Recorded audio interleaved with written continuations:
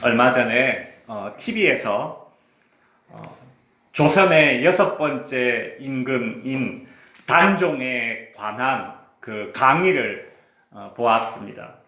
이 단종은 세종대왕의 손자로서 아버지 문종이 이제 병으로 일찍 죽게 되자 12살의 어린 나이에 왕이 되었습니다. 그때 이 어린 왕 단종의 숙부였던 수양대군이 난을 일으켜서 조카 단종을 저기 강원도 영월로 유배를 보냅니다. 그리고 자신이 왕이 되죠. 그리고 4년 뒤에는 그 강원도 영월로 유배를 떠났던 이 조카에게 사약을 보내어서 결국 단종은 생을 마감하게 됩니다.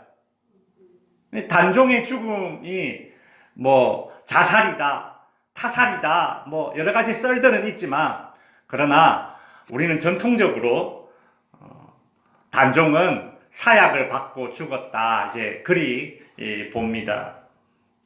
우리가 가끔 이 TV 사극을 보면 이 왕의 자리를 지키기 위해서, 권력을 잡기 위해서 가족들, 친지들까지 막 숙청하고 그냥 막 저기 멀리 막 유배를 보내는 그런 장면들을 사극에서 볼 수 있죠.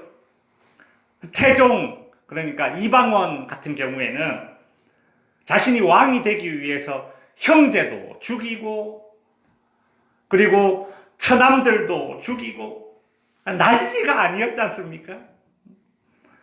그런데 이것이 우리나라 역사만 그런 것이 아닙니다. 전 세계 공통적으로 그렇습니다.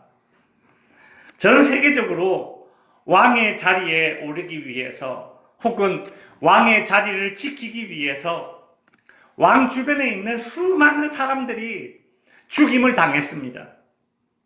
왕 자체가 아주 포악하고 권력에 대한 집착이 많은 사람이라면 이것이 더 심했고, 그렇지 않은 왕이라면 좀 덜 했겠죠. 왕 하나만의 문제가 아닙니다. 신하들이 왕을 가만두지 않습니다. 권력을 잡은 신하들은 왕을 막 부추기죠. 그래서 이 왕의 이 친족들 중에서 왕감이 될 만한 그런 사람들은 미리 싹을 잘라버립니다. 그래서 어떻게든 죄를 뒤집어 씌워서 유배를 보내고 사약을 내리고, 그런 일들이 아주 빈번했습니다. 여러분, 그나마 우리나라 이 조선시대는 그래도 왕조가 바뀌지 않았지 않습니까? 이씨가 그냥 계속 왕을 했지 않습니까? 그래서 그 정도입니다. 만약에 왕조가 바뀌었다면, 그러니까 이씨가 왕이었다가 김씨가 왕이 되고, 나중에 최씨가 왕이 되고, 만약에 이런 식으로 조선시대가 지났다면, 왕조가 바뀌었다면 정말 수많은 그런 목숨들이 죽어나갔겠죠. 왕조가 바뀌면 그렇습니다. 그냥 막 씨를 멸하죠. 그냥. 오늘 우리가 읽은 이 성경 본문은 이스라엘이라는 나라의 왕조가 바뀐 그런 배경입니다. 왕조가 바뀌었어요. 우리는 생각하기를 이제 왕조가 바뀌었으니 피바람이 불겠구나, 그리 예상할 수 있습니다. 이스라엘의 첫 번째 왕은 누굽니까? 사울입니다. 이 사울은 이스라엘 12지파 가운데 베냐민 지파 출신입니다. 사울은 이스라엘의 첫 번째 왕이라는 그 명예를 얻었지 않습니까? 근데 교만해져서 하나님께 버림을 받게 되죠. 이후에 이 사울 왕은 옆나라 이제 블레셋과의 전쟁이 벌어졌을 때에 길보아라는 전투에 나가서 그곳에서 죽게 됩니다. 근데 그날 사울 왕만 죽은 것이 아니라 사울의 세 아들 같이 한 날 한시에 블레셋과의 전투에서 죽음을 맞이하게 됩니다. 사울 왕 가문, 그러니까 베냐민 지파의 사울 왕 가문이 한날 한시에 그냥 몰락을 하게 돼버린 것입니다.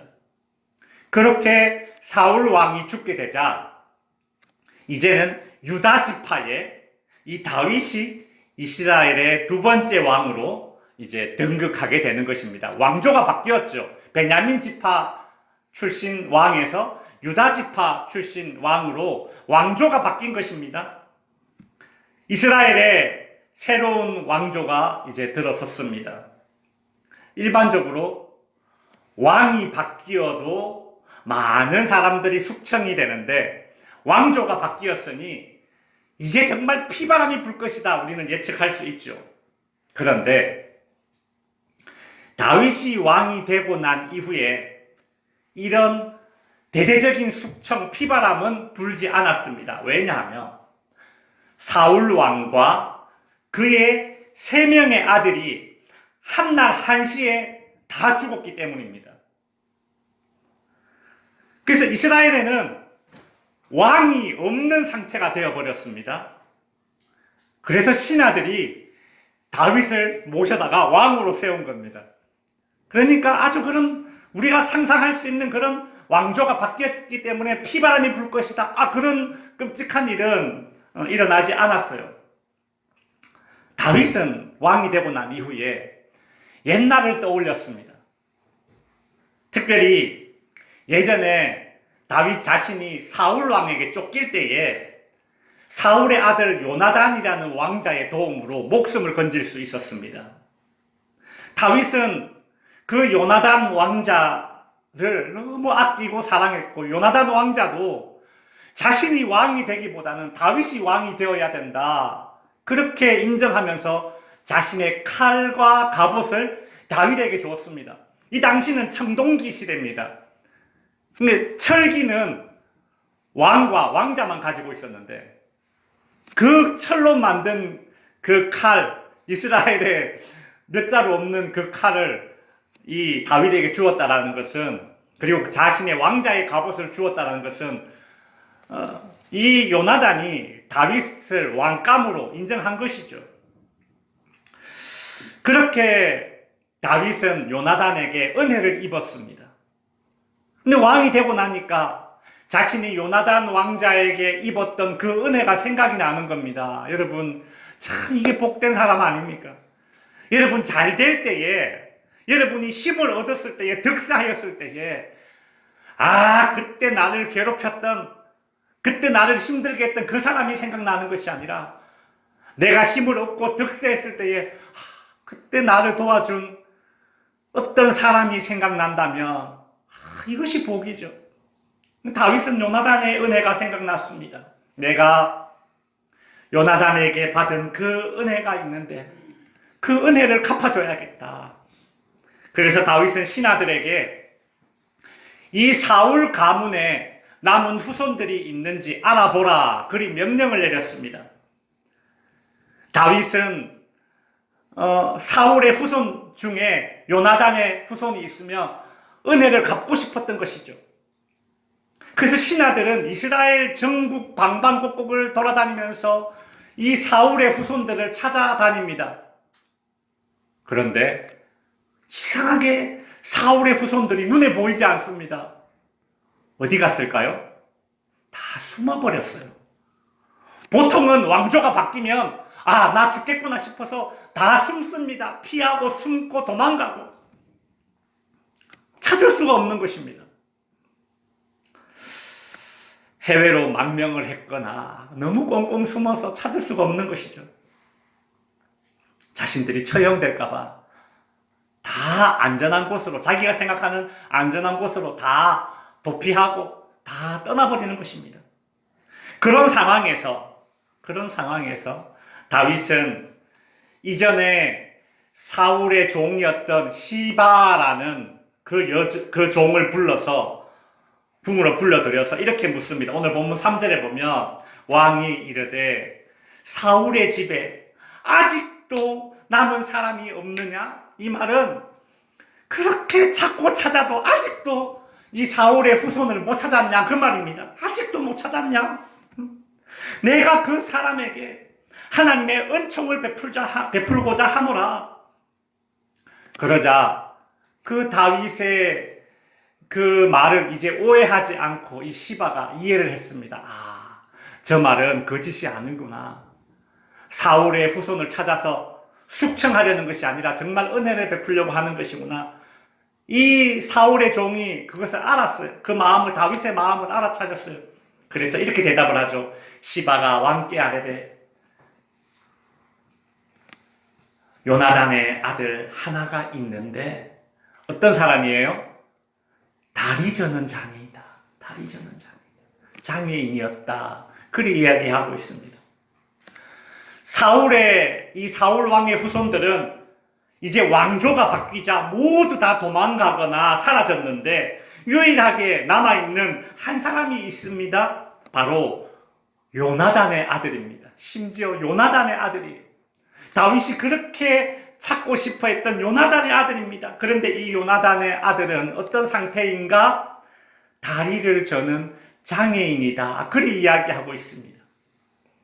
다윗은 그 아이를 데려와라. 그리 명령을 내렸고 이었고 저기 우리나라로 치면 저기 강원도 저 산골짜기 북한하고 경계를 마주하고 있는 그 변방에 있는 이 요나단의 아들을 데리고 옵니다. 그 다윗 왕과 딱 만나게 되죠.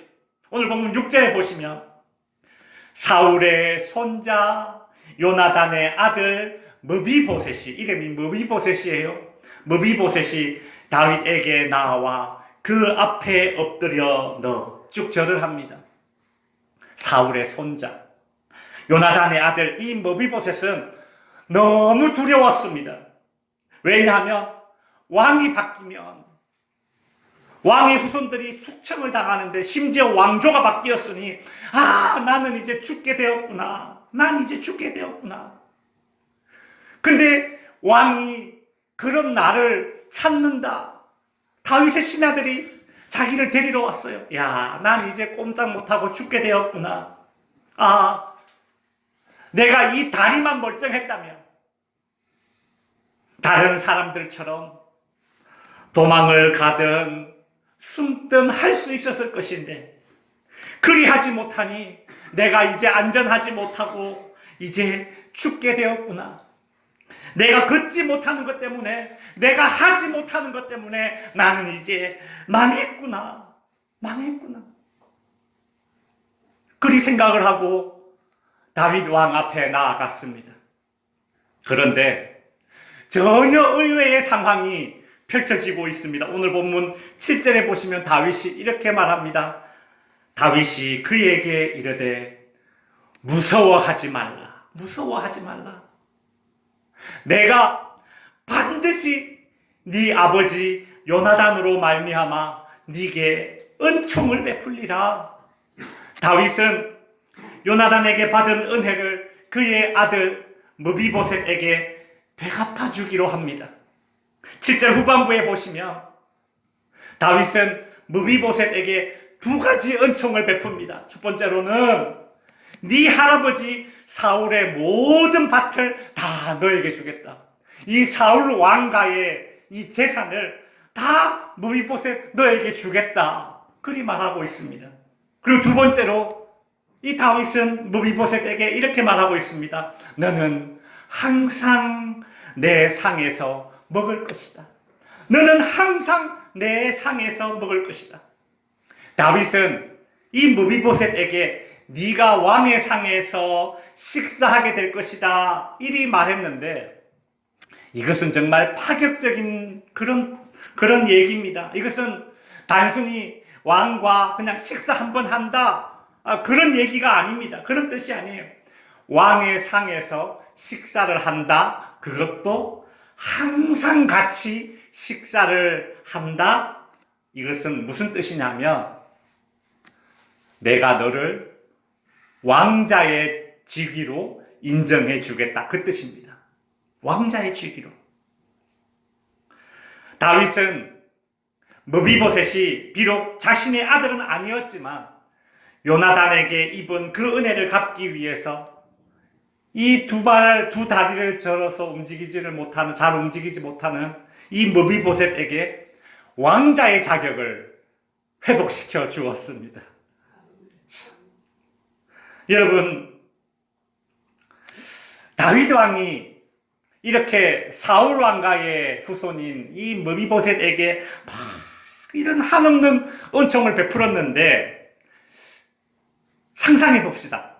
다윗의 신하들은 어땠을까요? 다윗과 같은 마음이었을까요? 아니, 왕이시여, 어떻게 이전 왕조의 후손에게, 사울의 손자에게 이렇게까지 호의를 베풀어 주십니까? 이전 왕조의 후손을 살려준다면 이건 불씨를 남기는 것입니다.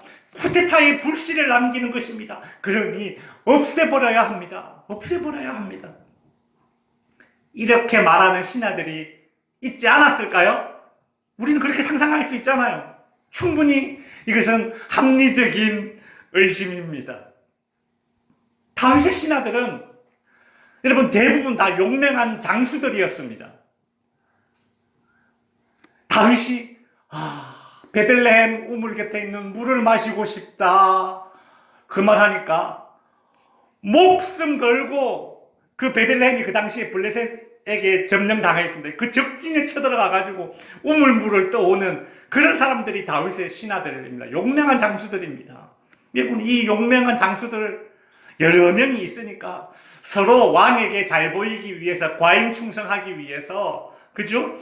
이 다윗 몰래 이 무비보셋을 죽이고 말이죠. 그렇게 할 수 있지 않을까요? 그런데 그런 일들은 일어나지 않았습니다. 왜인 줄 아십니까?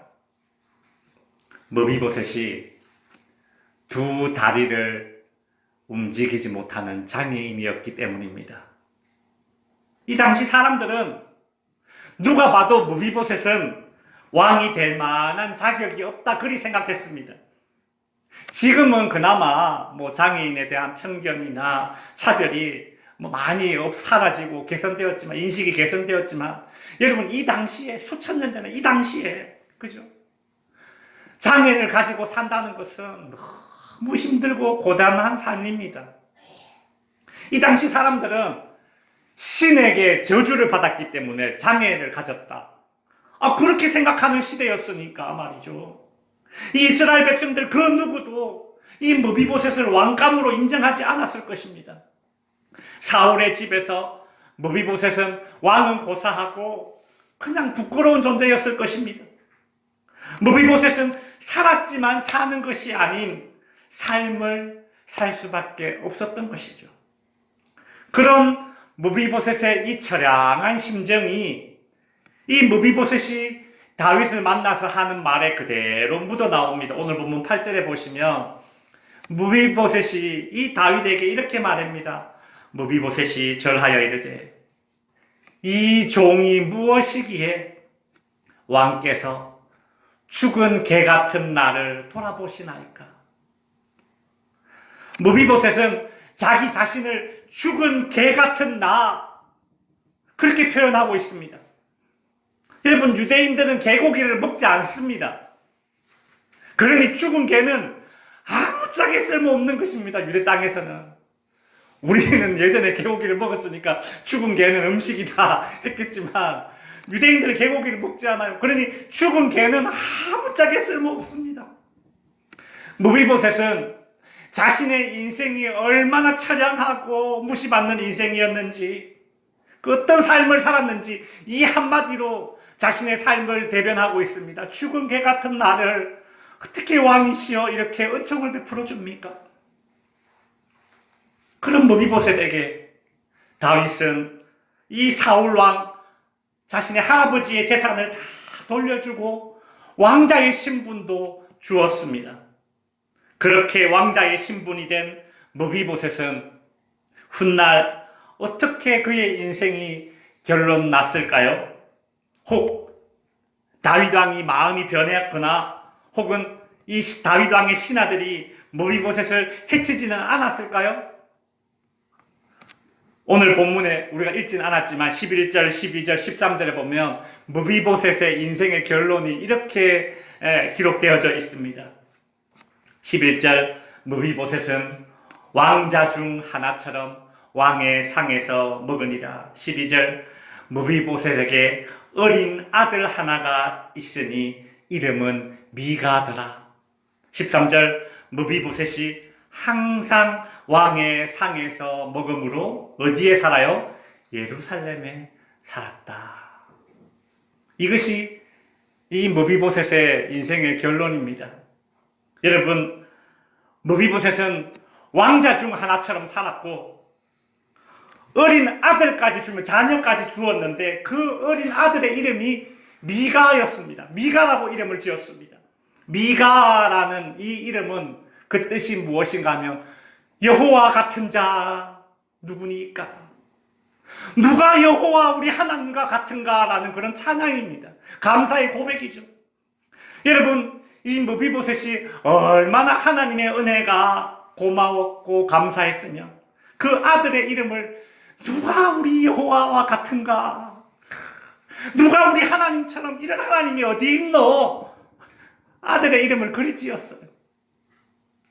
무비보셋은 항상 왕의 상에서 먹었으며 예루살렘에서 살았다. 그리 기록하고 있습니다.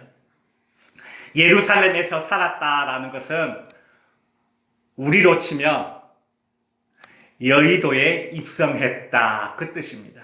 이제 우리가 총선 기간이니까 여의도에 입성했다. 예루살렘에 살았다. 여러분, 이 무비보셋의 인생이 변두리로 밀려나는 인생으로 끝난 것이 아니라 처량한 인생을 살다가 마감한 것이 아니라 어떻게 되어요? 이스라엘의 정치와 역사의 중심에서 왕자로 당당하게 살았다. 그리 기록해놓고 있죠. 성도 여러분, 무비보셋은 두 다리를 저는 장애를 가지고 있었기 때문에 옆에서 누가 도와주지 않으면 잘 움직이지도 못하는 그런 인생을 지금까지 살아왔었습니다. 그래서 스스로를 죽은 개처럼 여기는 그런 처량한 인생을 살아왔습니다. 여기서 저기도 내 마음대로 못 가는 거예요.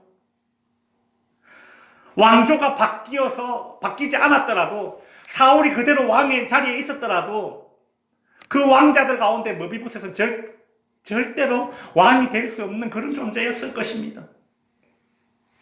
아무것도 할 수 없는 사람이었습니다. 아무것도 될 수 없는 사람이었습니다. 그런데 바로 그 이유 때문에, 아무것도 못하는 것 때문에 왕조가 바뀌었어도 생명을 보존할 수 있었을 뿐만 아니라 아무것도 못하는 것 때문에 끝까지 왕의 상에서 먹으며 예루살렘에서 살 수 있었습니다. 성도 여러분, 무비보셋이 스스로를 죽은 개로 인식하듯이 우리는 아무것도 못하는 자기 자신을 너무 부끄러워합니다. 사람들은 아무것도 못하는 상황에 맞닥뜨리게 되면 너무 괴로워합니다. 아무것도 못하는 상황은 인생의 흑암으로 여겨집니다.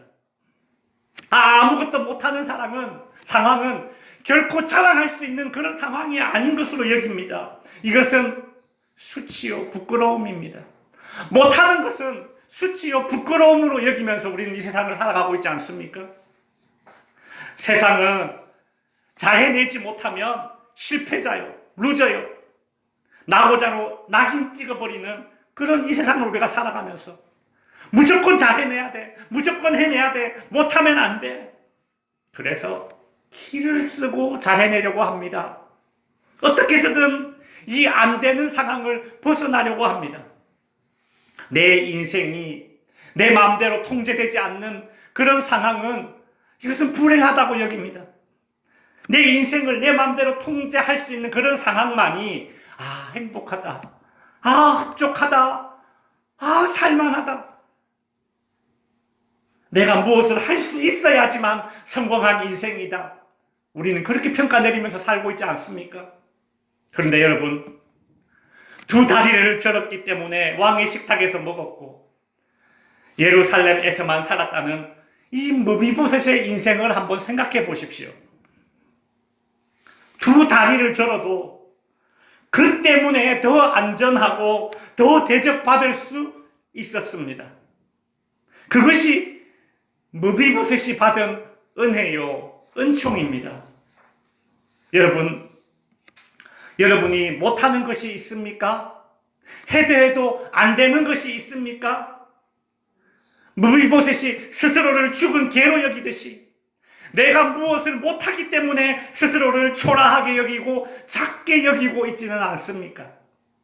내가 무엇을 못하기 때문에 불안해하고 실패한 인생이라고 여기지 마십시오.